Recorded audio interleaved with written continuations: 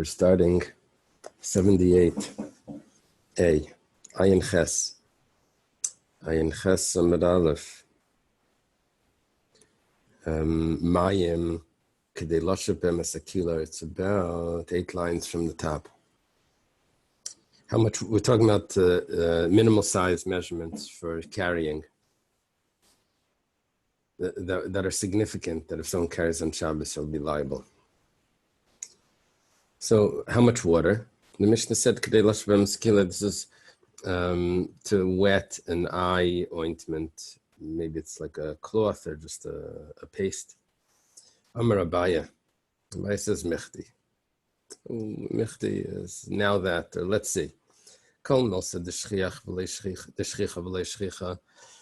If I have multiple uses for the same thing, some of them are common and some are uncommon. So, Azar Rabbanan Basa d'shchicha l'kula. The rabbis always said that you follow the common one, and even if that's more lenient means a larger size. Shchicha u'shchicha. Let's say that both of them are common. So, Azar Rabbanan Basa d'shchicha l'chumra. So they followed the common one that's more strict.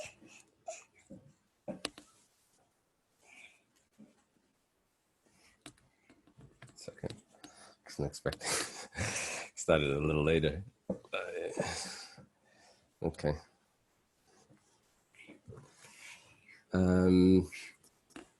More strict means the smaller one.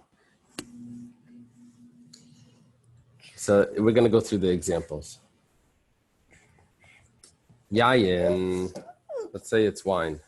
So, if it's wine, so drinking it is common, but using it for healing is not common. So drinking is, of course, going to be a larger measurement. So drinking wine would be a revius.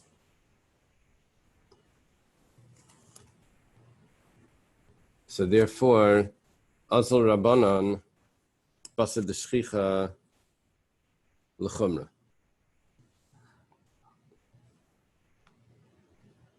Basa shtiyase d'shchicha l'kula. I'm sorry. The rabbis follow the drinking, which is more lenient, which is the larger size than the medicine.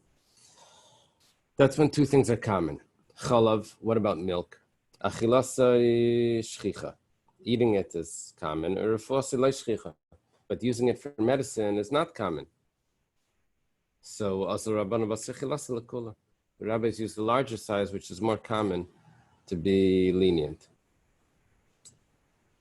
That means the larger size. It means only if you carry the larger size will a person be chayav. The eating size, not the medicine size. This is taken in a cup, not in the medicine dropper.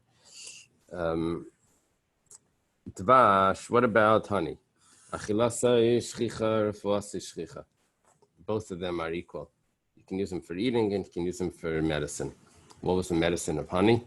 You put it on the back of an animal to cure the cuts and the scrapes that it gets from the packages, and the chafing. So then by the honey, both of them are common. So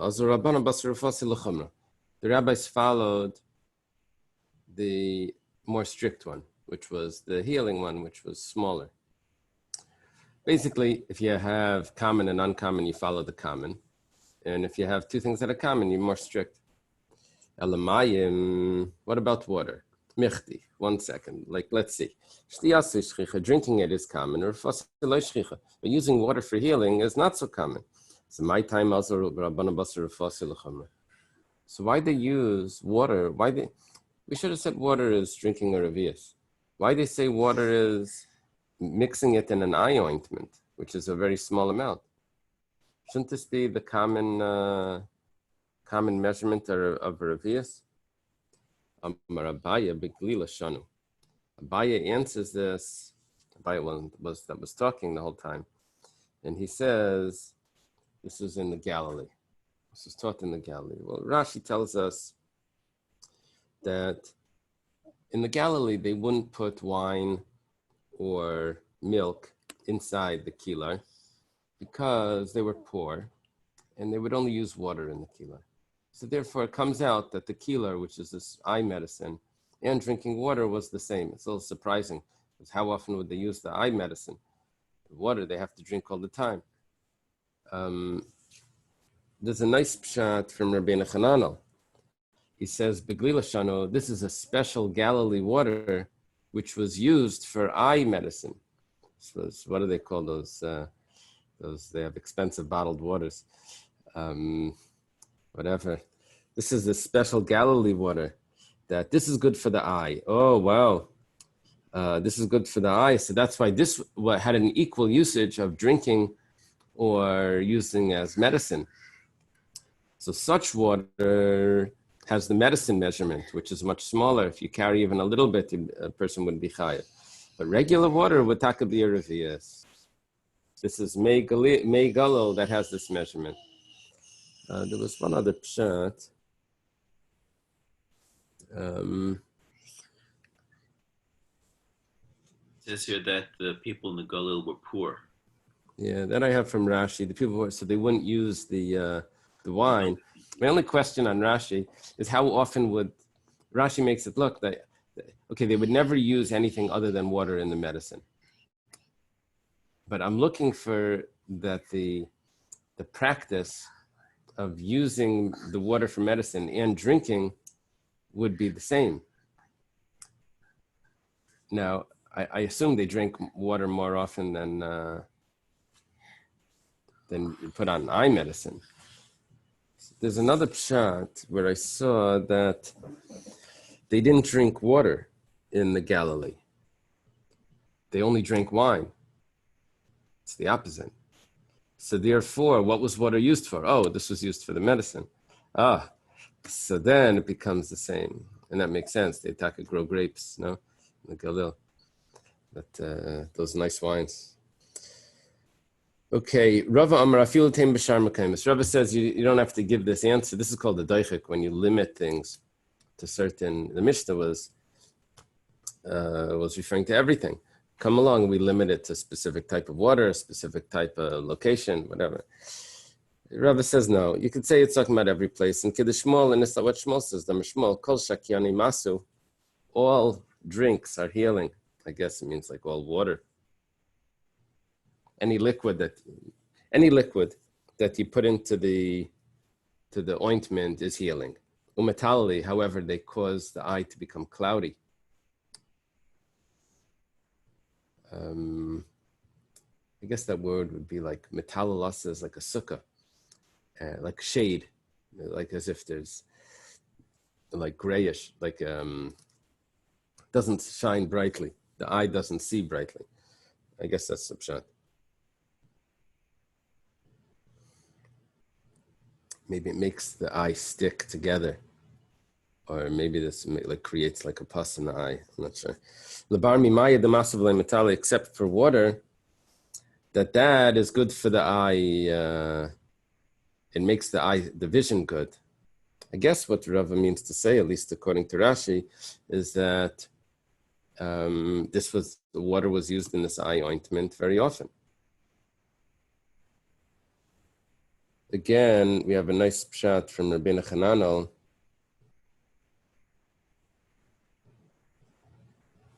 He says, water doesn't fill you up. So water is always drunk, for medicinal purposes. Whenever we drink water, it's because we would have gotten sick. We would have eaten without drinking.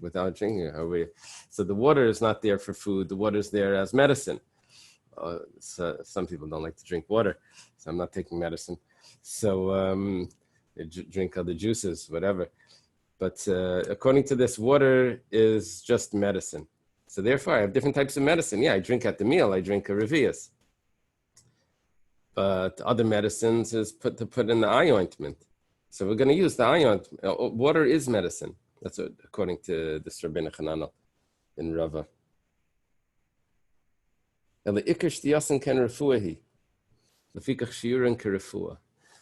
Interesting pshat. It's not so clear in the Gemara that that's what he's saying, but Rabbi Chanan summarizes what the Gemara means, and he says it like that. Anyway, okay, different pshat in there. Shar kol hamashkim b'revius. Other liquids, other fluids are revius. A revius is a revius haloig, which is like a kiddush cup, which is, how much is that? 3 ounces, 4.5 ounces. Tana Rabbana was taught in a brayse dam b'chol mina mashkim b'revius. Blood and other types of liquids, carrying that is a revius. That's on Shabbos. That would be significant. Reb Shimon ben Elazar says, we're quoting here at Tosefta, says, Dam kedei likhol b'ayin achas. Blood is the amount that would be used to color one eye. Shekin keichlin lebarkis. Because that's what they would do if someone had a wart on his eye. What's a wart in the eye? Is there a word for that? Rashi gives me maila, shabiletes ba'ayin, something that sticks out of the eye. What would that be? Okay, whatever it is. So what's the heal? What do you use to heal that? You use blood. Mind you, what type of blood? Damad the tarnagelis bra. The blood of a wild tarnagelis, a wild hen.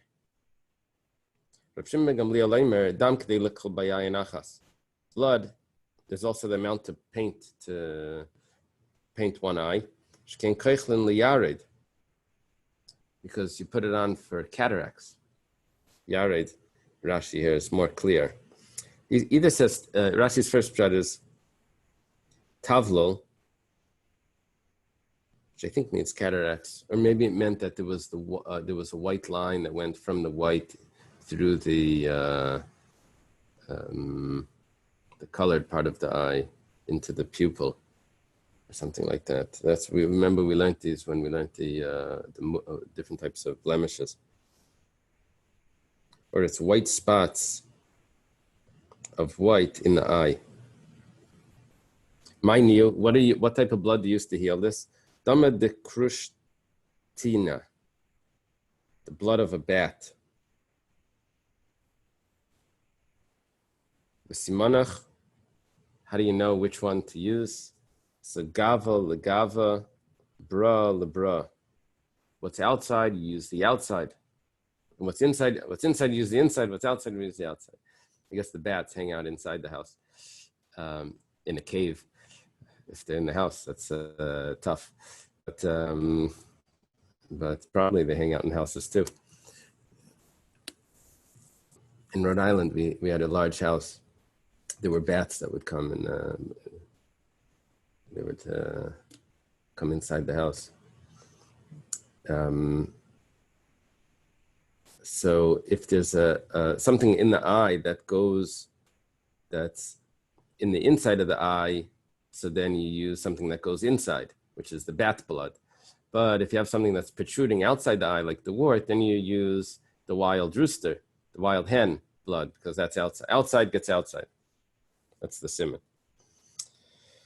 Okay, Bamed Devarim Amurim, the Brisa continues, b'maitzi. Someone that carries it. Aval matniya, but someone that hides it, that stores it, kolshu is chayiv. Even the smallest amount is chayiv. The Gemara is going to ask shortly that 1 second, you're not chayiv for storing. You're chayiv for carrying on Shabbos. There's no malacha to store things. You're chayiv to carry things that are stored. And that's what we're talking about here, is why you're carrying. Anyway, the Gemara will discuss it in a moment. Reb Shimon says, when do we say this? B'matniya, someone that stores it. Aval b'maitzi, but someone that carries it, ein chayiv ela b'revius. Then it needs to be a revius.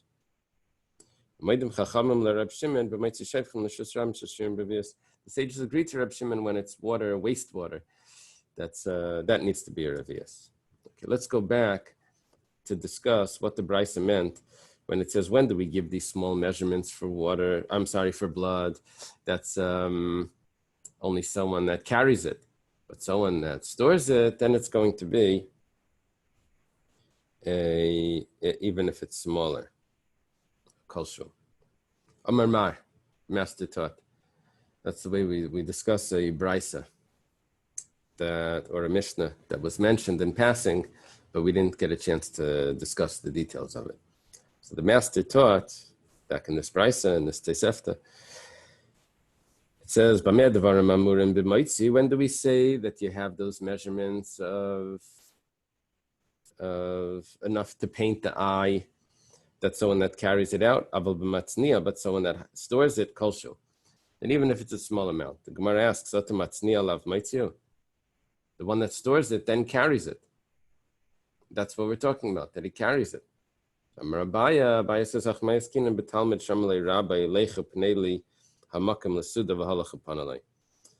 says we're talking about here someone that doesn't actually store it, but someone else stores it. And Abaya is going to, the way Rashi explains what Abaya is saying, explaining the words of Reb Shimon ben Elazar, Reb Shimon ben Gamliel.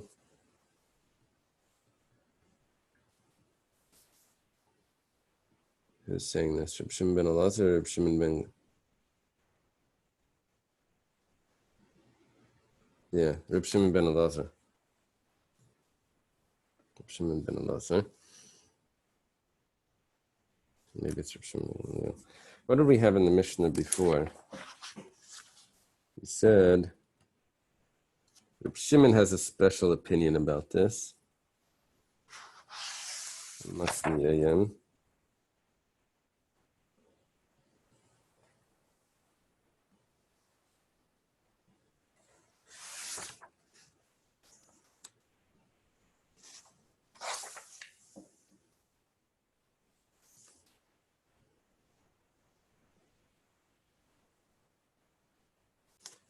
That was on the top of the page over here.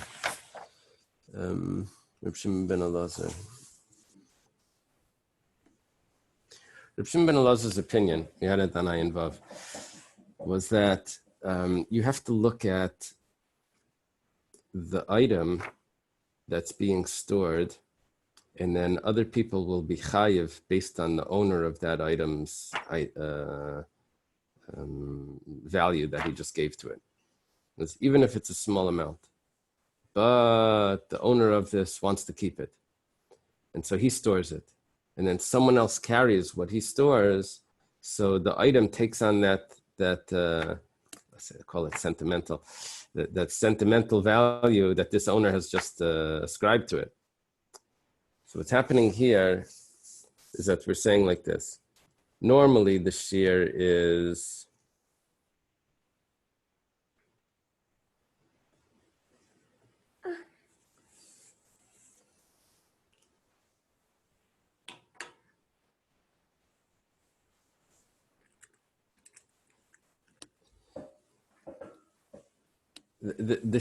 normally the shear is let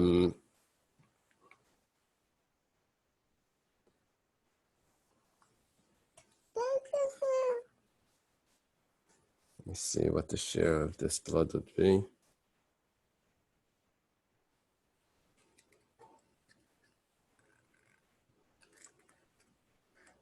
I'm not sure if he means if it would be a revius or if normally it would be this amount, this likhal. But what he's saying here is that the master is telling his apprentice to go clear away a certain area so they can eat. So the apprentice goes and he clears it away. So it goes like this. Davar chashuv lakal. If he cleared away something that was significant for everyone, so then chayav, then he'd be chayav for that because that's a significant amount. Davar she'ena chashuv lakal, but something that's not significant to everyone. So I atzne rabbi, if it was significant to the master, so mechayev ala, then the student would also be chayev, because it becomes has a sentimental value for the master, and the student gets that as well. And v'iloi loy mechayev, and if not, if it wasn't sentimental for the master, then he's going to be exempt. Now, why does it have to be a student? It could be anyone, according to Reb Shimon ben Elazar.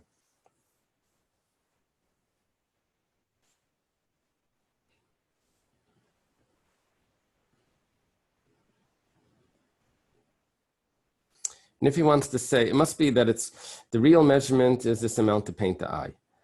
The master saves it even more often, even less than that. And because the student moved it, so it takes on the significance that the master gave to it.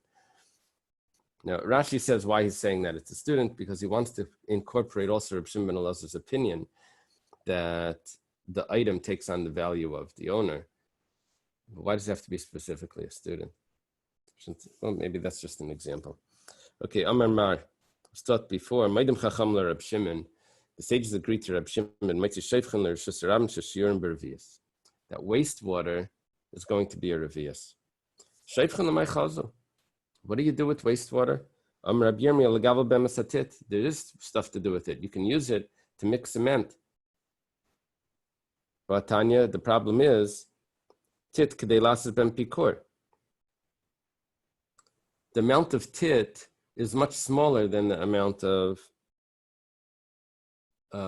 water, how much water carried out is chayev, or revius.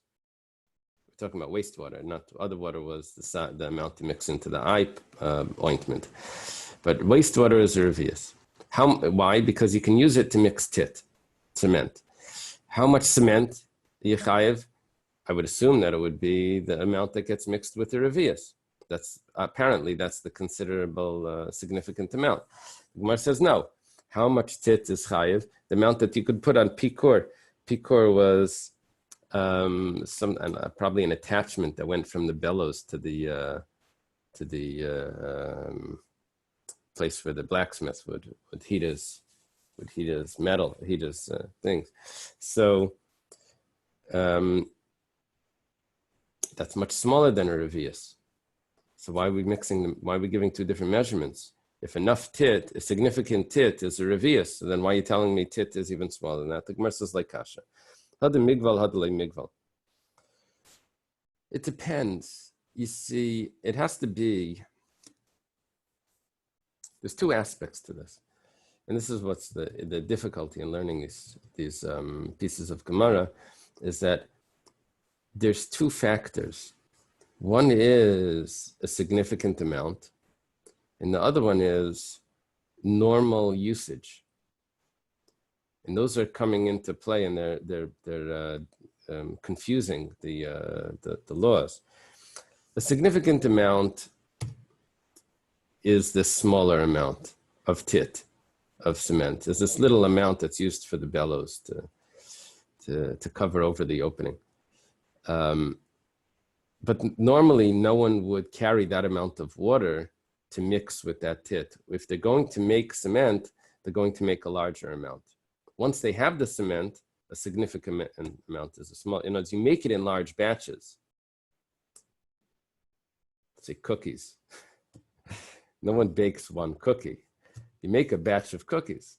How much is normal to carry is maybe one cookie or something like that, whatever the amount of food is. Gregris, the size of a dried fig. So here also, the amount of cement that you make is with the revius of water. But how much cement is significant? So that's a small amount. So had megavel, had megavel. It depends if it was mixed already. No one makes that small amount of tit, that small amount of cement. Once you have the tit, that's already a significant amount. Okay. The Mishnah says, someone that carries a string, a rope. Now, how big is a piece of string? Let's say That's answered by the Mishnah. How big is a piece of string? So it's enough to make a handle for a basket. Oizen means an ear, and they would make a loop handle. So that would be the explanation for that. What you see on baskets is a loop. That's an oizen. So that a little amount of rope. Give me, what about reeds? Enough to make a hanging loop for a sifter or a sieve. I think that's smaller than this, than the handle.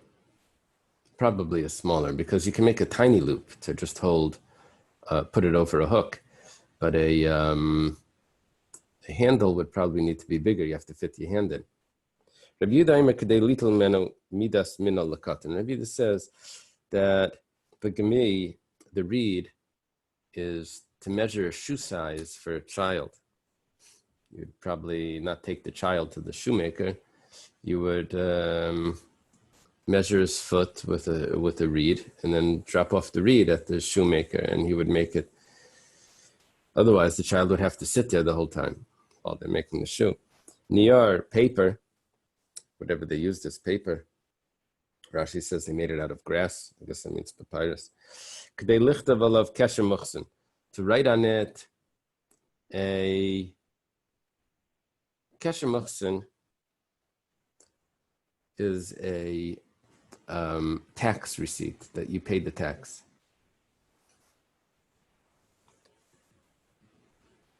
Now, it was written in 2 large letters. They would write on it.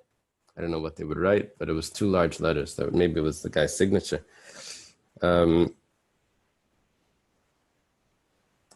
So that amount of paper is a significant amount of. That's already a small paper that has meaningful writing on it, which is that little initials, probably. Let's call it. And someone that carries a kesher muchsin is chayev. So the paper or the kesher muchsin is chayev. Rishonim discuss why does that have to say twice. Obviously, if that amount of paper is chayev, then the thing itself that has it on it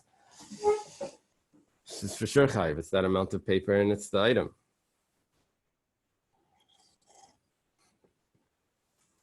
Okay, we're on top of Ayin Ches 78. Amud Beis. Niyar machak. If it's paper that was already erased. So you can't really reuse the paper. So what do you do with an old piece of paper? You use it to cover a perfume bottle, small bottle of perfume, and then I guess they would wrap a string around it. Or kedelasis kameya. If it's a piece of leather, that's enough to make a amulet. Duchsustus, kedei lichtev mezuzah. Duchsustus is part of the parchment. There are different parts of the parchment, the inside, the outside. I think duchsustus was the inside. They would split it in half. And that was enough to write a mezuzah. By the way, the Marshal takes this piece out. He says it's mashma like that in the Gemara later on when it's going to discuss the different parchments. Mezuzah and tefillin and different things. Klaf. This part of the parchment is Kedei Lichtev of Parsha Ketana Shebetfilin Shushma Yisrael. That's enough parchment to be able to write on it a small section of tefillin, because in the Shel Rosh it's written on separate klaf, separate parchments, and the smallest portion would be Shema Yisrael. Less than that would be insignificant to carry a smaller piece. What about the 2 letters? That was only done on paper, I guess. Diyai in kedei lichtev bezaisis, enough to write 2 letters. They would write it on letters. Doesn't have to be on paper. Letters could be on utensils as well. For example, boards of the Mishkan. They would write a letter on one and a letter on the other, and then that would already be significant because they would match them together. Okay, kachol, which is this eye shadow type of thing. Kedei likhol ayin achas, to put on one eye. It's this type of makeup or medicine for the eye. Devek, glue. Kedei litin breisha shipshav, enough to put on a glue board for a trap for a bird. Today they have these for mice. They have a glue and they step in it, they get caught. They would use it for birds. They would put it on top of a stick, and then they put it somewhere, and the bird would land on it, and then it would get stuck to it. So enough glue that's to put on the board, that would be enough. Zephys is tar, begafris is sulfur, kadelas is nekev, enough to make a hole in it. It has to be wide enough that you can make a hole in it. What would you do? You would put this on a jar, and then it would be used as a dropper to let out just a little bit. So it would be a covering of a jar, and then it would let out drop by drop. So it has to be large enough to make a hole in it, put out to cover a small jar.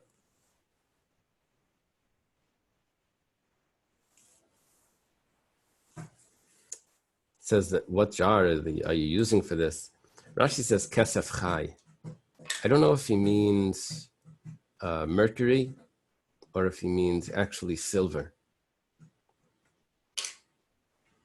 They would use small drops of it. What would they use mercury for back then, besides in hats? I don't know if that's what they used back then, mercury. Thermometer? They had thermometers? I don't know. Nah, I doubt they had thermometers. I think they were measuring that in, I don't know, Dr. Fahrenheit and Dr. Kelvin. Celsius. They used mercury. I know there's a Mishnah in Kalim where Rabbi Yochanan ben Zakkai is discussing. They would put it inside a balance and a scale, and they would use it to trick people.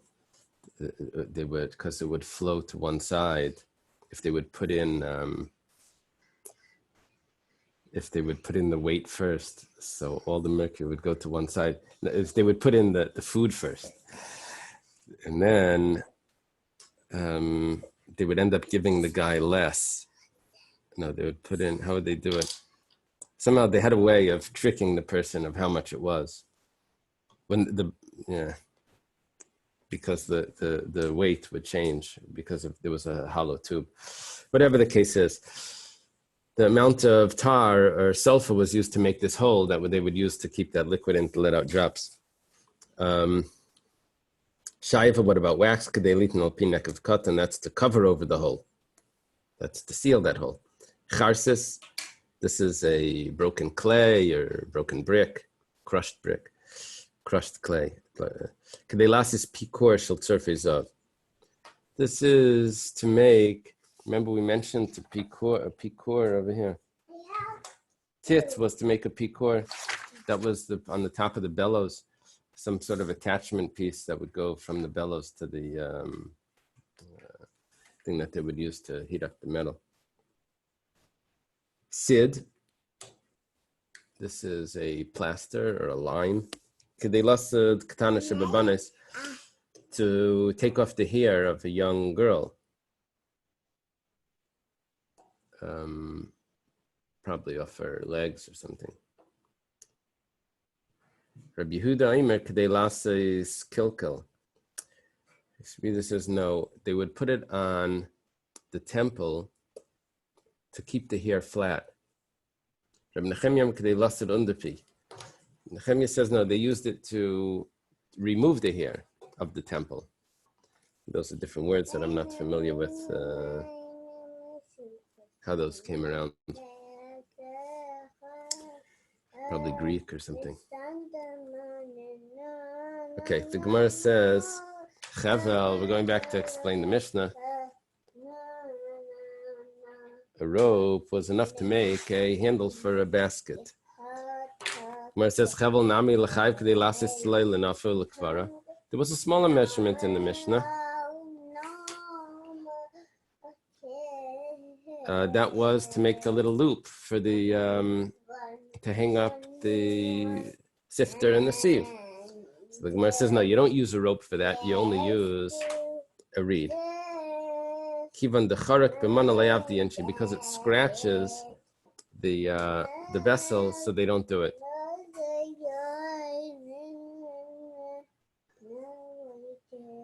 Tanurabanan Hutzin, what about this wicker? This is like lulav branches.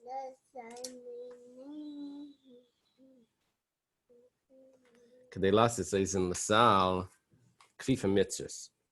This wicker is used to make a handle. It's lulav leaves. It's used to make a handle for a basket. Egyptian wicker basket. Sieve. This is not the lulav leaves. This is the fiber that grows around the top of the tree. In English, it says it's called bast. So this is it's used as a strainer. It looks like a cloth, so it's used as a strainer to strain the wine. So as much that you would need to strain. Rivav, which is like a fat or an oil, a grease. Rivav is a grease. This is enough grease to put under a small cake in the oven. I guess certain cakes, they would grease the pan.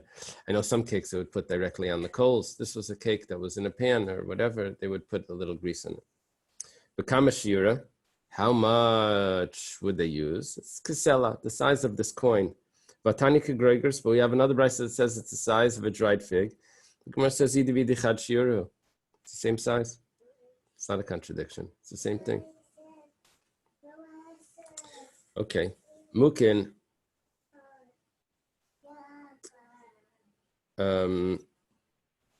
This is pieces of cloth. Ktelas kada ktana, to make a small ball. The kamashiri, how big is a small ball? So that says kega is like a walnut. Okay, niyar. We said paper. To write on it a receipt from the tax, from the tax collector. Tana kama kesher muchsin. Started in a brisa. How big is it? Is this receipt? It's a shtei yosyis, 2 letters. And we know that these letters are large letters. For a minute, we have a contradiction. It says hamaitzi niyar chalak. If someone carries empty paper, clean paper. If there's enough to write 2 regular letters on it, it's chayiv. It's a contradiction. The Gemara finishes vim lav pater, not is pater. Contradiction. Is it regular letters or is it kesher muchsin, which are these large letters? When it says 2 letters, this is an easy fix. It's the 2 large letters. That was an easy answer. We said 2 letters, and you asked the contradiction. You didn't say specifically it's the large ones. We meant the large ones. Rava Amar Rava says it's the same thing. It's 2 small letters, but you also have to be able to hold it. We didn't tell you about the margin that you hold it by. So by kesher muchsin, there is no margin because you hold it in your hand like this. But if you're using a regular paper, then you need a margin. So then, give me 1 second.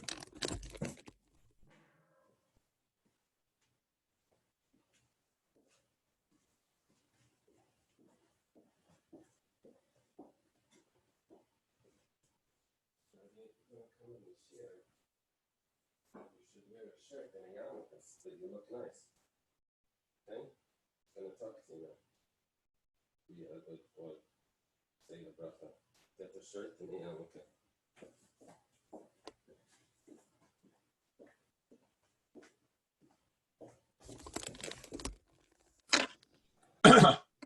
Okay, so according there's a machlekes Abaya and Rava how to answer this contradiction.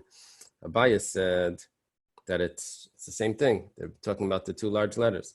Rava says no, it's talking about small letters, but it has a margin. Okay, there's not much of a difference because it would be the same size. It's the same size. Meisvei, the Gemara is a question. Someone takes out paper that was already used and now it's erased.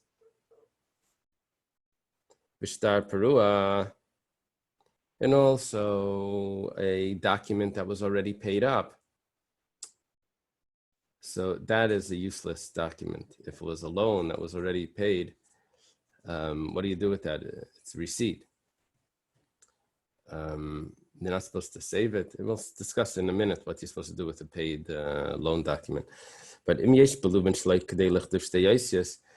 if there is a little bit on the margin that you can still write something, so or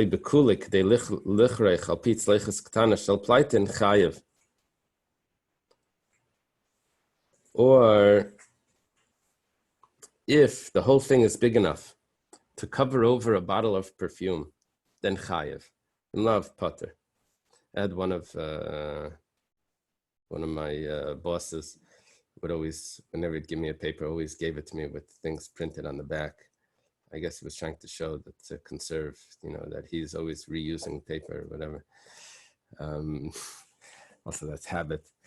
But so I would get letters. One of my teachers would write letters to a student. And he would write, there was no margin. He wrote all around. After he finished the letter, he would write around the sides. So it's not to leave anything blank. He would write. So if there's a little bit of letters, space left to write on the margin, so then that's already has value. Or if the whole paper could cover over the bottle of perfume, then that has value. So I'm sorry, I said before it's a machlekes Abaya and Rava. It's really Rav Sheshes and Rava. So Bishleim le Rav Sheshes Damar Ma'ashteser Shteser Shel Kesher Muchsin Shaper. According to Rav Sheshes, you have to go ask someone to help you find that. If we say that the small letters of the paper, that it was never really small letters of the paper, it was really large letters. And then we have over here this brisa that also says in order to write two letters. So two letters could mean two letters, large letters. El Rava damer shtei yaisis tidanu beisachiza.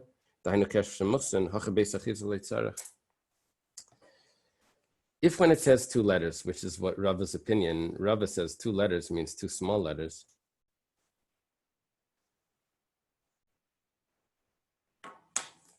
But it automatically includes letters. It automatically includes a margin.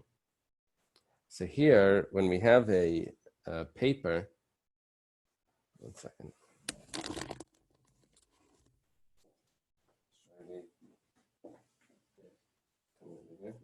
Let me just wipe it, all right? Now I'm in the middle of learning, so it's hard for me to keep interrupting. Right? Is that better?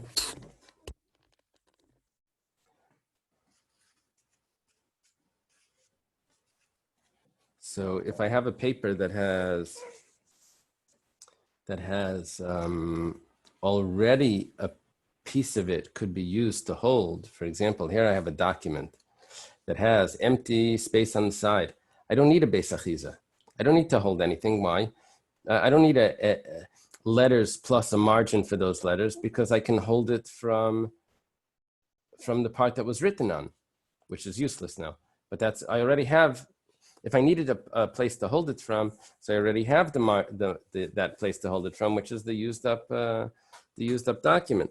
So according to Rava, it should have given me a different measurement here instead of shtei yoisius. What's this kasha?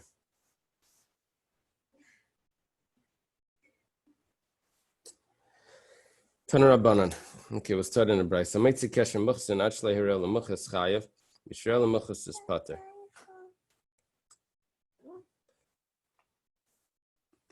Zizi, can you play with them something? Maybe take the Legos down. You want to go play Legos with Zizi?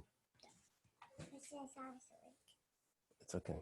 He's not up yet, is he? Is he crawling? He's crying. Okay, but that mommy will take care of that. You can go play.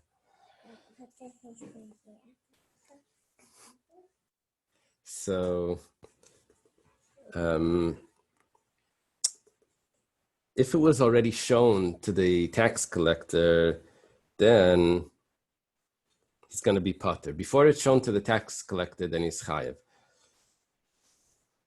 I guess he pays the tax, and then there's someone, maybe there's some sort of toll that he has to pass through, and he has to show it that it was paid. So once he shows it, then he's pater.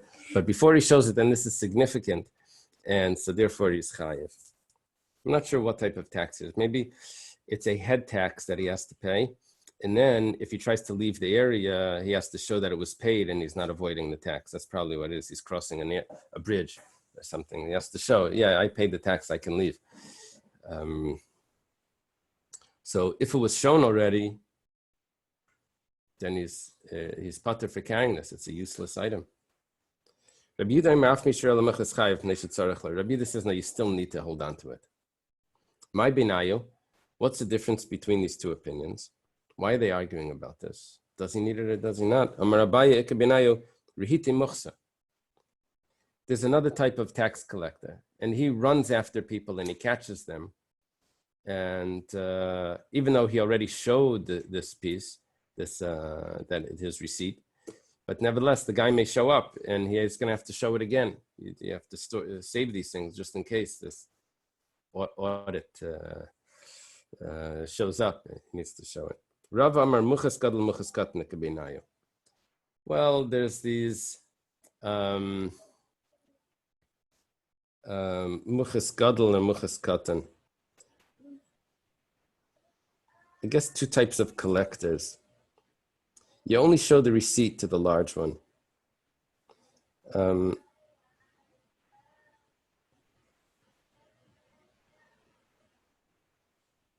Well, he showed it first to the large one, to the important tax collector, and then there's some other person that's there. He may need it again for this next one, something like that. Okay. Ravashi Amar Chad Muchas Ikabinayim Tzorch Leharis Lemuchas Sheni Damalei Chazi Gavra de Muchasana. Ravashi gives a very interesting pshat. Rashi says that you always save the receipt because you keep them, and you want to be able to show anyone in the future, someone that's going to question your integrity. You're going to show, look at all these receipts I have. Look at how over the years, how many times I paid the tax. Look, I have all these receipts. I'm a upstanding citizen, and I always pay my taxes. So you save these receipts in case someone questions your integrity. You know, for this tax, you don't need it anymore, but for your personality, for your character, you need it. It's Ravashi. Okay, Tanur Rabbanan says, "Hamitzi shtar chayiv achlei parei chayiv mishapari pater." In Naphtali, we're now in Bab Metzia, Bab Basra.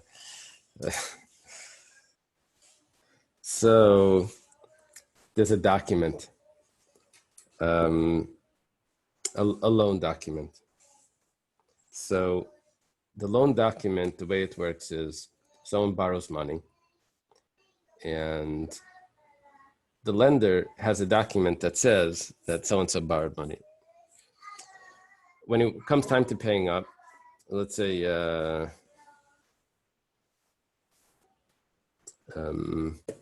Reuven borrows money from Shimon. So Reuven borrows money from Shimon. So Shimon is holding a document that Reuven borrowed money when it's come times to pay up. So Reuven pays to Shimon, and Shimon then gives him the document, that document. Now, if Shimon would hold on to that document, there would be a problem. because he can then go over to Reuven again and try to recollect the money at a later date. That's a problem, reusing a document that was already paid. So in some places, there was a receipt that was given, and then it was called a shayfer. And then Reuven would hold that receipt, and Shimon would hold the document. If Reuven would lose his receipt, so then he was in trouble. If Shimon found out, he could come and recollect.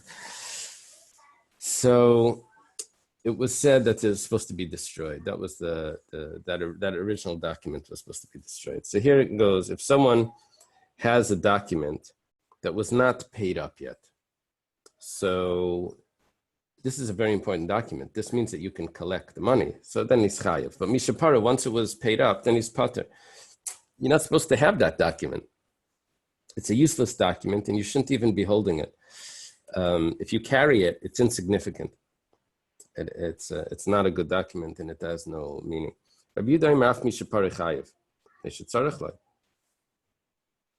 After it was paid up, he's still chayiv, because the lender shouldn't have it, but the borrower has it. And if the borrower carries it, so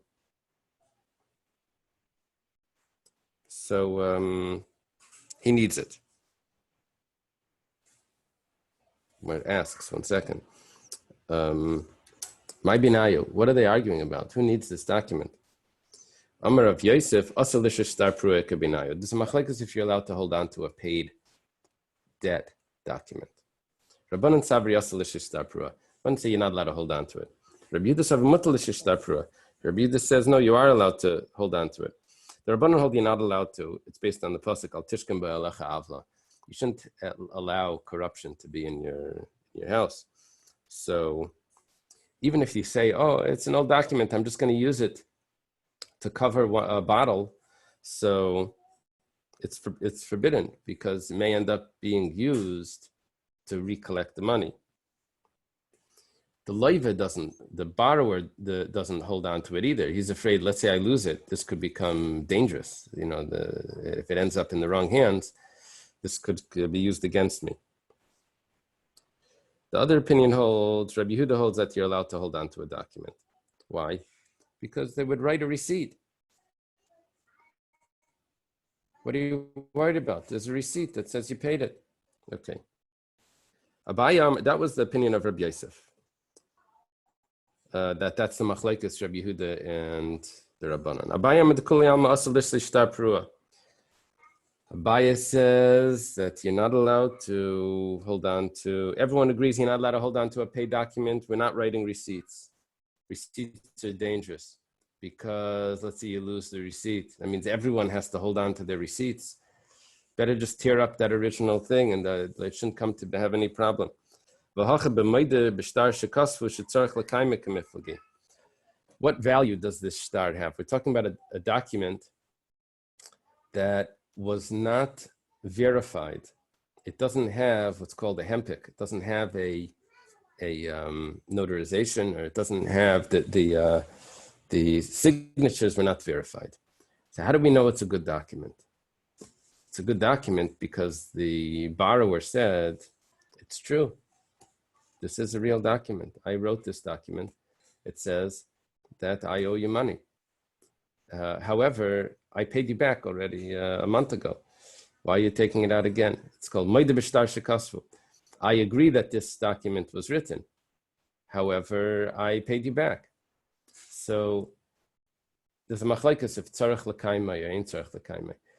What that means is, do we say hapesh aser hu hapesh hitzer? How do you know that this document is a real document? Maybe the lender wrote this himself. The only way you know it is because I told you. The borrower admitted that this is a real document. So if you're going to believe the borrower, you're going to rely on his word that this is a valuable document, that this is a real document, then you also have to accept that when he says he paid it up. I told you it's a good document. So now agree to me. Now believe me that that it was paid. So he's correct, the lender, if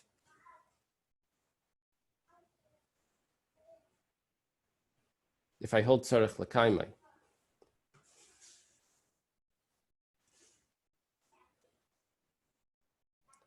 Goes like this. Tanakama Sava, it goes like this. Tanakama Sava, Maida B'Shtasha Kasva Tzarech L'Kaimai. The Tanakama holds that just because he agreed that it's a good document, we also say that he paid it up. So therefore, this document is invalid.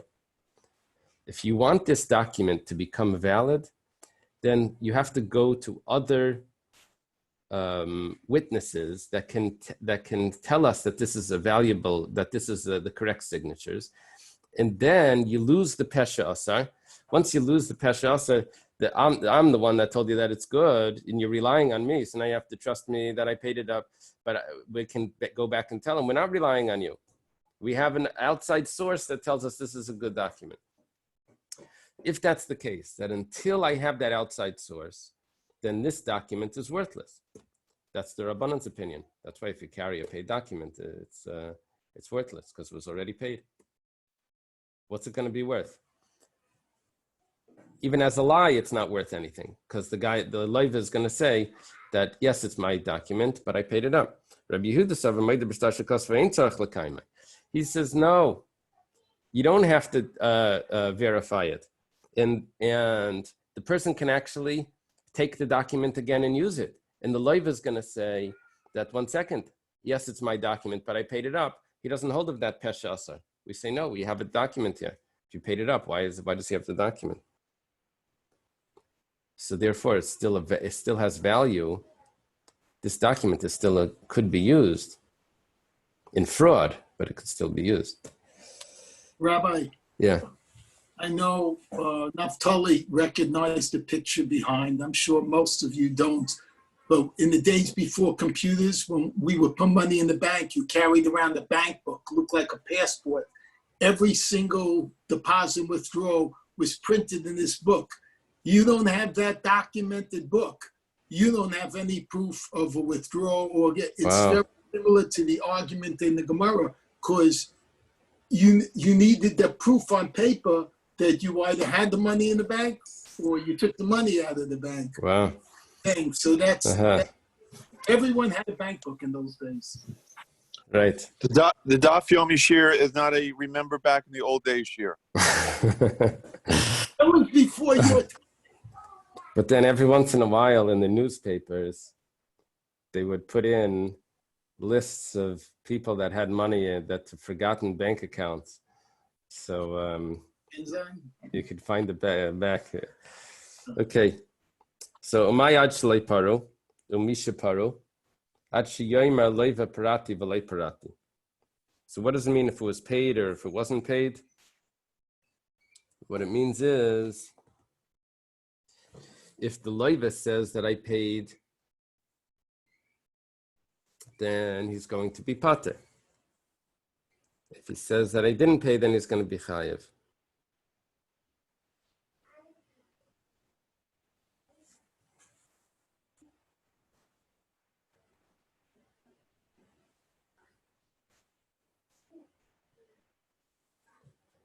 Now, the Gemara is asking a question that it doesn't like this pshat because it says star perua. Ad shalei paru chai misha paru pater. It really should say when he claims that he paid it back, not once it was paid back. It's once he claims that he paid it back, then it should be pater. Then because it's invalid until you get it verified. Just from his claim, it becomes invalid. Just when he says parati, I paid, the whole document becomes invalid. So why does it say misha parot? Say misha amar parati. Okay, Rava gives another pshat. Everyone agrees that if the leiva says, the borrower says, it's a good star, it's a good document. I actually wrote it and I borrowed money from this fellow. However, I paid it back. Now, the argument is about receipts. Tanakama says that they write a receipt and therefore this document is worthless. Rabbi Yehuda holds that you don't write a receipt. So therefore, we're talking about where the borrower has the document.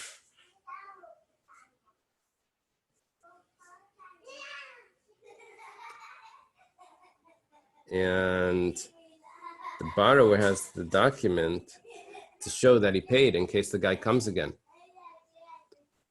Somehow he's going to come. I know he doesn't have a document to claim it, but maybe he can come and claim.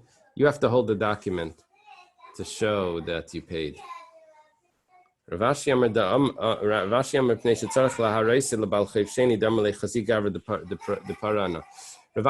is going into character. He says, people want to hold these documents because you want to be able to show that other people have lent you money and you've paid it up. Just like Ravashi did before with the tax receipts. The person saves these things to show that he's a good person.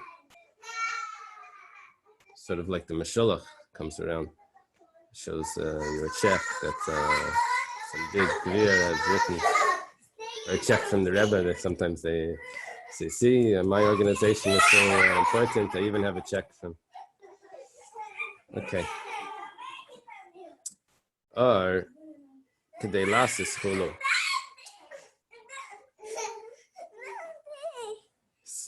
If it's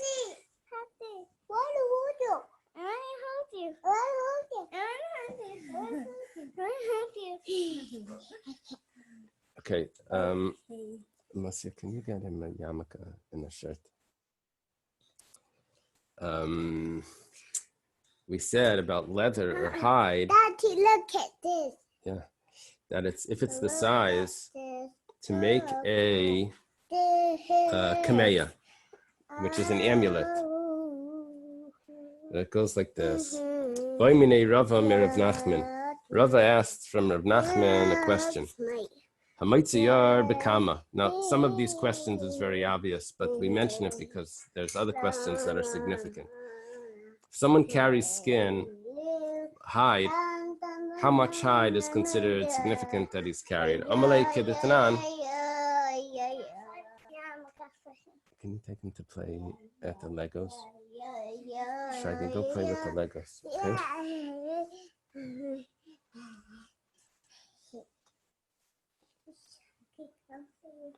Okay, just maybe bring him some Legos here so I can play. Now he asks him, he says, Amalei keditanan or kedei lasas kameya. He says that we learned that in the Mishnah. It's enough to make an amulet. Vama abdei. What about someone that tans hide? How much hide is significant? Abdei bekama. Amalei loishna. There's no difference. It's the same thing. Enough to make an amulet. Li abdei bekama. If he carries it in order to tan it, in other words, it wasn't tanned yet, and he's going to go to tan it, Amalei loishna. There's no difference. Okay, what we just did here is we just said that processed and unprocessed leather has the same measurement. That's the same measurement in the processing of the leather. Whether it's processed, whether it's unprocessed, or the actual processing, all has the same measurement. So whether the malach that you're doing is carrying or the malach that you're doing is tanning, it's the same thing. And it's also unprocessed and processed is the same share. How do you know this? Kedetanan was taught in the Mishnah. This here we have a bunch of. Excuse me, Rabbi Smith, didn't we already learn this halakha in a few dafim ago? Yeah. We talked about 3 by 3, and there was a question whether it was tefakim or etzba'ot. Remember, we did this. About a kameya? The shear, yeah, it was 3 by 3, and then there was another measurement for something else, 4 by 4. Right. Or it was Yeah. Yeah, we discussed if we can combine, over there probably we were discussing if you can combine different measurements.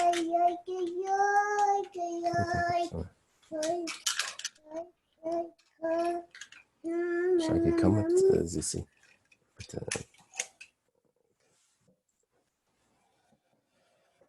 So today we were talking about combining measurements. We said that since you can use both of since you can use this for medras, for a tefach as a patch on a saddle, so therefore it'll combine.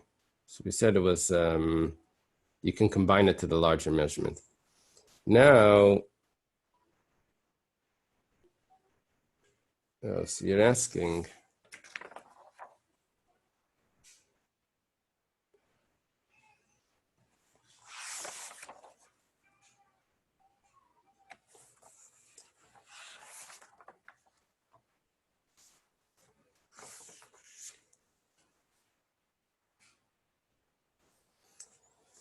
yeah, that was a general rule. I think the law of Shabbos is carrying a piece of leather is the amount that's usable, which is not kedei l'kabel tuma.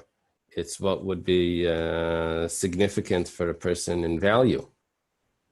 Over there, it was combining for kabbalas tuma. For when this is what would be the normal usage as a significant size. Anything that has a normal usage that could be used as an amulet, so that's a normal usage here for leather, so it would be chayiv. I guess that's the pshat. So we have a raya from cloth, from fibers. It says someone that washes the fibers, or he combs them, or he dyes them, or he spins them. All of them is shiurik malay rechav hasit kafel. Rechav hasit is from the thumb to the middle finger. Is that the middle finger or to the first finger? Sit? No, the first finger to the thumb. First finger to the thumb. This distance. So sit, kafel is once there and then back. There and back.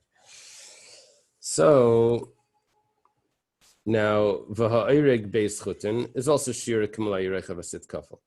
Now look at all of these things. We have cloth before, with the fibers before it's spun, after it's spun, even when it's woven, before it's processed and after it's processed, you have the same measurement. It's a clear raya that the same measurement applies pre-processed and post-processed. Alma kivandal tviya kai shira kitavi. Since you're going to process it and make it spun, so therefore the measurement is what the shear would be after it's spun. So hachanami kivandal love the kai shira kamobad. So here too, you're going to tan it. The shear is what the shear is going to be later after it's tanned. Let's say you're not planning on tanning it. It's just a piece of hide. There still is no difference. Gemara asks, you don't make a difference between if you're not going to tan it and if you will tan it. Esrei, take a look at this. We're going to show you by herbs that you're going to be used for dyes, that it depends. Some of it will be used for dyes have one shear. If it's not planned on used for dyes, has a different shear. It goes, Amaitzi samanim shiruyim, kedei letzbaya bem dugma le'ira.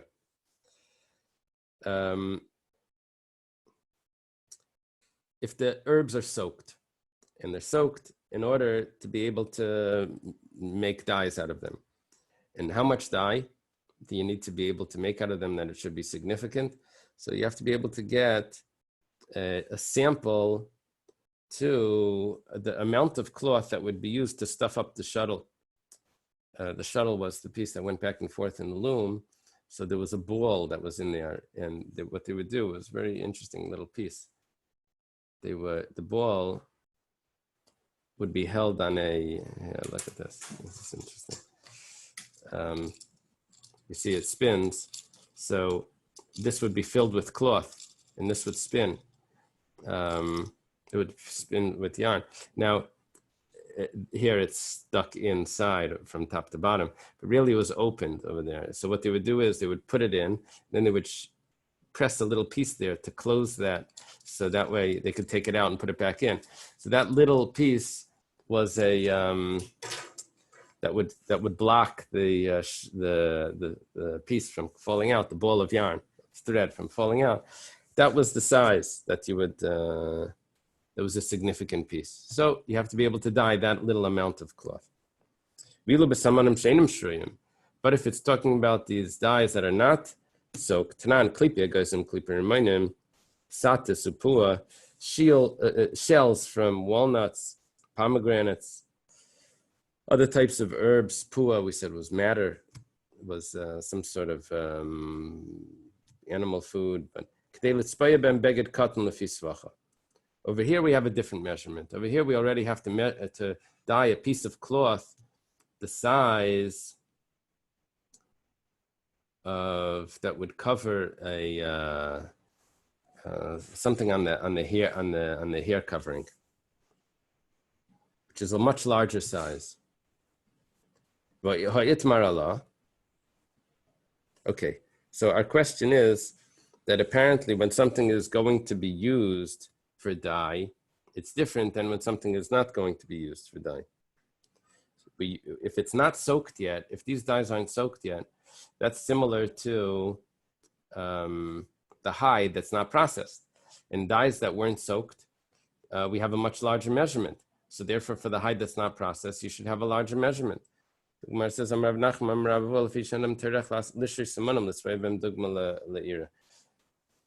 here's the answer that we give, and we're going to give this for other examples as well. We mentioned this before. I have a significant amount, but I also have to have the normal usage. So a significant amount of dye is a small amount. A significant amount of herbs to make dye is a larger amount. Because I would never just bake one cookie, even though one cookie is significant, but to I would only make a full batch, or at least a small batch. So therefore, if it wasn't soaked yet, then I need the amount that would be able to dye a large area, a larger cloth for the headpiece. Once it was soaked, then I only need a amount that would dye a little thing, because that's already did that process. Then we have a smaller amount. Okay. Is there any gina the mekamid no? But what about seeds? There's a difference between before they're planted and after they're planted. See, there's different measurements. We'll give the same answer, but we asked the question anyway. Tanan, it was started in the Mishnah. Seeds that are planted in the garden are less than a fig size. Rabbi Yehuda ben Beseir says even 5 seeds is already significant to carry. But after it's planted, Tanan, we have a Mishnah. Zevel v'chaladak, fertilizer and the thin sand, to fertilize a small plant of cabbage. The Rebbe Kiva Chamem, kresha, another type of plant. What is the translation of kresha? Another type of cabbage, I guess, or something. So whatever it is, from 5 seeds, which would mean 5 plants, once it's planted, it's only 1. See, there's a difference pre-processed and after it's processed. The Gemara answers, same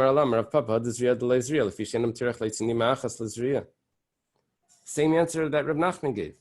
You don't take 1 seed to plant. If you're going to start planting, you take 5 seeds. Once you planted it, then you take care of each one.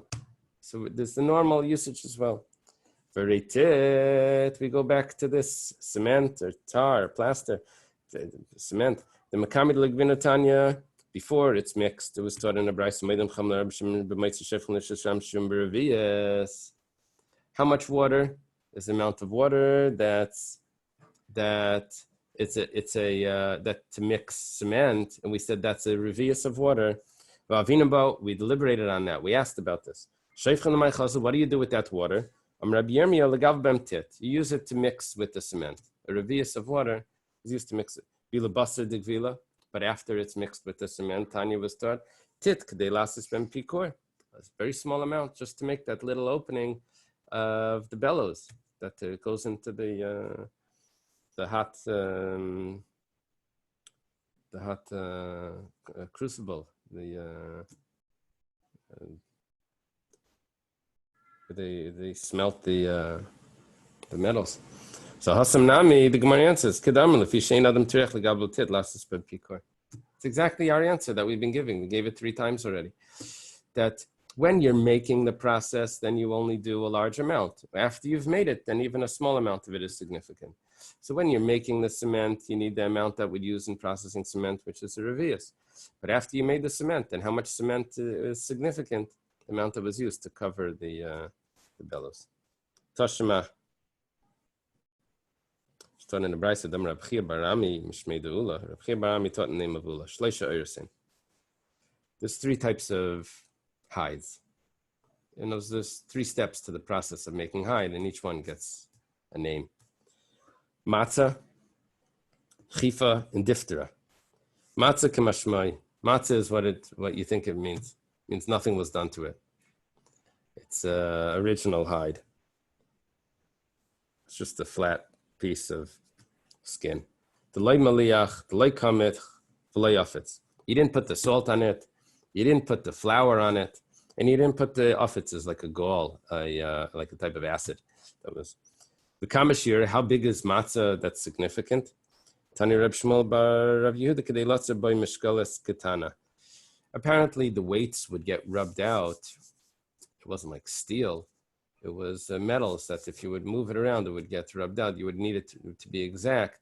So you would wrap it in this leather, even before it was tanned, but it was already good, at least as a protection for the weight.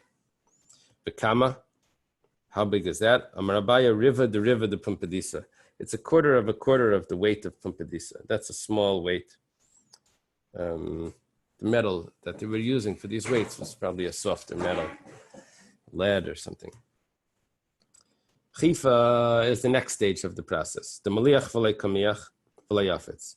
Salting was done to it, but you didn't put the flour and you didn't put the gall on it. V'kamashiyurei, how big is that? This is already something that you could use to make an amulet from. Diftera is the next step of the process. Is the maliach v'kamiach. You put the salt on it, you put the flour on it, v'lei afetz, but you didn't do the acid. When we made leather, I was learning Shabbos in yeshiva, so we got a hide. So we did this. We didn't use the acid. I didn't want to use it, but we used some other type of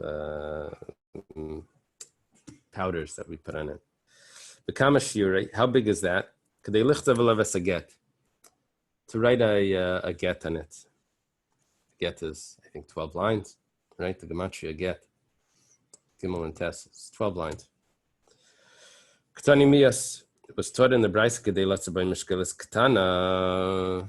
We learned that enough to wrap up a small weight. This is before it's processed. From Mabaya River, the Pumpadisa. And it's very small. This is a small weight, a quarter of a weight in Pumpadisa. And our question is, you see that there's a difference between before it's processed and after it's processed. So why do you tell me before? This is a strong kasha. Before you told me that it was the same thing. Rav Nachman responded that it's the same measurement, which is kedei lasses kameya. Here you're telling me it's smaller than a kameya. My answer is hasan b'bishula. Here, the leather is still wet. It's called bishula, like cooked, but what it means to say is it's still wet. When it's wet, then it really doesn't have any use other than to wrap a weight. But Tanan, and it was taught in the Mishnah, habeged shleisha shleisha. This is the what you were discussing. A cloth, when does it become tamei? When it's 3 tvachim by 3 tvachim, lemedrus. That can be used already as a seat. That's when it can become a medrus.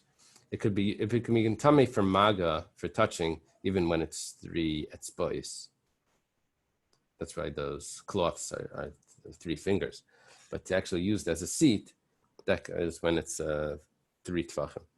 Hasak, daled al daled,